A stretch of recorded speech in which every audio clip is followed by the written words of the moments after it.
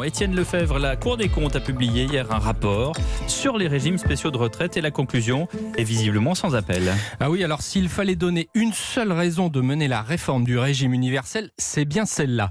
Certes, les retraites de la SNCF, de la RATP ou encore d'EDF ont déjà été réformées, mais les avantages par rapport aux autres régimes restent considérables.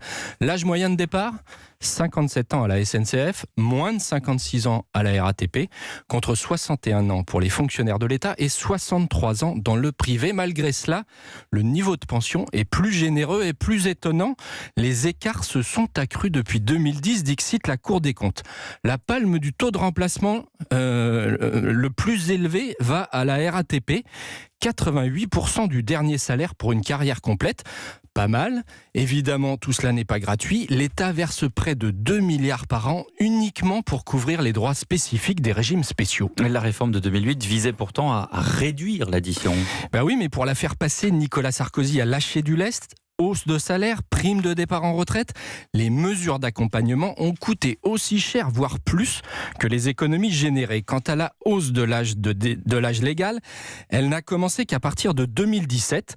Pour les conducteurs de la SNCF, par exemple, on est encore précisément à 50 ans et 8 mois. La conclusion de la Cour est simple, il faut profiter de la mise en place du régime universel pour faire converger les règles et beaucoup plus rapidement. Mais attention, vu les écarts, le sujet sera explosif. Mais les conducteurs de train devront-ils vraiment, et j'insiste sur le vraiment, attendre d'avoir 62 ans pour partir à la retraite? Alors là-dessus, les jeux sont loin d'être faits. Le haut-commissaire Jean-Paul Delevoye va abattre ses cartes demain. Il devrait laisser une part de liberté aux entreprises. Vous souhaitez que certains agents puissent toujours partir plus tôt?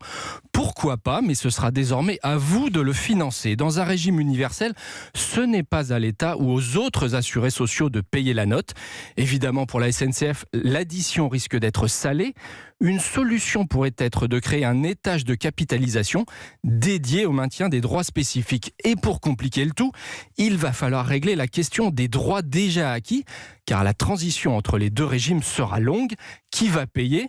La Cour des comptes suggère le paiement d'une soulte par les entreprises. Voilà qui promet d'âpres discussions et sans doute quelques grèves dans les transports. Merci Étienne Lefebvre, rédacteur en chef au journal Les Échos.